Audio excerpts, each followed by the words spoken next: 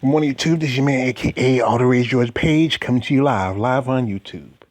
Well, just this morning I was up, I was just doing a little surfing, and I saw this post on our LDWMAC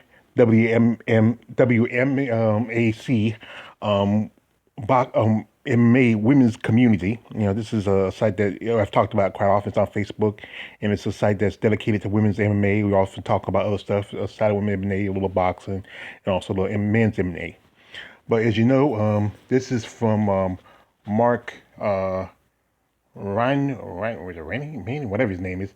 He's and this is a statement he made on his Twitter, and this is from the attorney of Harold Brighton, who represents Lance Palmer and Kayla Harris. Now he tells that the lawsuit against PFL for breach of contract is imminent, and the suit will ask for back pay for wages lost and termination of contract due to PFL not running shows this year. As you know, PFL was originally with NBC Sports, and I think they moved to, was it about a couple years, they moved to ESPN. But now with UFC there's no point having PFL. I think you most definitely ESPN should go ahead and drop PFL. Maybe you shop around. They should shop around. You maybe talk to Fox or go back to NBC. You know, and Kayla Harrison just won last year the lightweight tournament. For the $1 million. And the problem is she's sitting on her hands because unlike companies like right now Invicta, Bellator, LFA, and I think who else? And most definitely UFC are right now having competitions, while PFL have not had a show since last year. And Kayla won that $1 million, but yeah, think about $1 million don't last long. Even if $1 million, you think about it, after they take out taxes, that's like a good maybe 800,000, if that much. And then you got to pay for all your bets, deals, everything like this. A cost of living right now, you're not be able to work, not be perform, so you're living off that money. So before you know it, but it's already the 1st of October, and it won't be long before it's the end of the year. So you're gonna be broke by then. It won't take you long. She can probably see if it's that full $1 million, she can probably do pretty well for right now. But you can keep deeper into that, and then you're really not gonna have much left. So, what is there for her to do? Well, her and Lance have decided to put a lawsuit against PFL, and PFL is dragging their feet. They need to go ahead and start setting some things up. It shouldn't take you long. All you gotta do is put the fighters in a bubble, like what the NBA has done, and also a couple of also what the UFC has done. You find us, and since you're not as a bigger program is, you can go someplace like let's say Minnesota. There's some states where the COVID spread of COVID is not as bad compared to some of the bigger states like California, New York, Massachusetts. My state, North Carolina, is number 8, and Florida, and a couple others.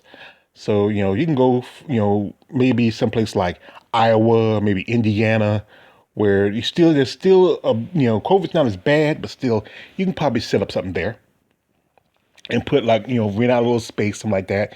But PFL don't have deep pockets compared to UFC, even Bellator, even Invicta. Invicta must have their shows in Kansas City, and they have a show, and you don't have to have, all you really need is just the corner people, production people, judges, and that's about it. That's still a lot of people, but still, if you put it in a state where the COVID cases are not as high compared to others, you can do all right. So what if this happens? There's a good chance if Kayla Harrison ends a contract, what she's going to do. She's not ready for the UFC. Kayla is still not ready for UFC. She needs to go ahead and go to Invicta. And if she can make 145, because Kayla's a big girl. Kayla is, she fights at 155. That means she has to drop down a whole 10 pounds. That's a whole 10 pounds. And like I said, I remember I put Kayla's on my list of most buff women in MMA. And she's number 5. She's like just 4 fighters down from Gabriel Garcia.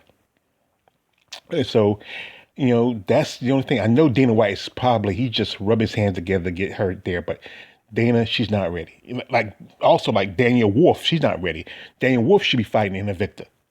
You know, she should have. And you get over there. Invicta, you would think, like I said, I did a list that Invicta has such a small rosters of 145ers. You think they have a bigger roster, but other than the champion, Pam Bam Sorensen, Caitlin Young. They still got Charmaine Tweet, who's pretty much should have been retired by now. Kayla, a.k.a. Ahamen, who should be fighting, but hadn't fought since she fought Felicia Spencer, and the rest are just not even active. So those two should go over to Invicta and work there and work and build themselves up. Danielle is just a boxer, just got her first win as an MMA fighter.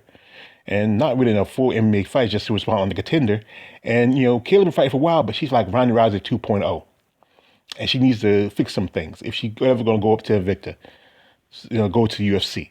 So this should happen. If Kayla's contract ends with PFL, she said, you know what, I'm going to go to Invicta first. Let me work my skills up. I got to try to know how to make 145. And that's the thing is, she's a big girl. She is a big girl. And she can't make 145. She can't fight Invicta. The only place that probably take girls bigger than her would be Rising. And I know she don't want to go to Rising, especially if Gabby Garcia is over there. She has to probably fight at 170 if she's going to fight Gabby Garcia. And even though Gabby's not as big as she used to be, she's still one of the toughest fighters around. I wouldn't want to put anybody. I wouldn't want to fight Gabby Garcia if I had a crowbar and a gun. She might chew the crowbar. She might chew the crowbar and spit out bullets. But anyway, I think that's the future for Kayla Harris. Just go to Invicta, fight there for a while. If she wins the title, then she's gonna get a straight shot to UFC. If she don't, then they'll probably pick up anyway, because if she wins, if she has a good winning record, and like they did with a couple of fighters that didn't even win a championship. Kay Hansen is in UFC right now. She didn't even win a championship. Amanda Mavericks in UFC. She didn't even win a championship. Usually mostly the fighters who won championships never got picked, like Vanessa Porto. Now she's over at Bellator. Pam Bam Sorensen is still over there at Invicta, and she's the champion. She only had really 2 fights. I think she fought Felicia when she took the belt from Felicia, and then when she fought Caitlin Young, and she hadn't had a fight since. They gotta give us some opponents, and that's the thing. Invicta, you need to recruit. There's a fight I just saw, Amanda Lowen, my man, I think Marcus Bell posted it. She just did some BJJ tournaments. Let me see. I think I might have a picture here somewhere. Let me find it. Give me a second. And let's see.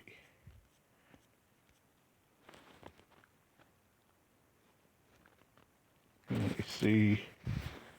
She's in here. Wait. She's in editing. Wait a minute. Give me a second. I got her here somewhere. Yeah. She's a pretty girl. Yeah. Wait a minute. This is another one. Let me see. Here it is.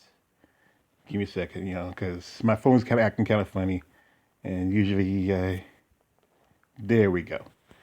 This is Amanda Lowen. I just discovered her on our LDWMAC site. She's mostly fought in a lot of grappling tournaments. She's beaten Gina Robinson and Jessica I. She has posted a fight with one time she posted a fight Grandma Molly Ferry, but she had to drop out for some reason. And also she had a 4-0 record as an amateur, and she has a 4-0 record as a professional. She mostly fought grappling tournaments, but not, but she is trained in MMA. And this was posted. Her picture was posted by my man Marcus Bell. I like Marcus Bell. He's doing like Jesse Rhodes do, always putting up stuff. And she is a bloods and guts fighter. She fights at 143.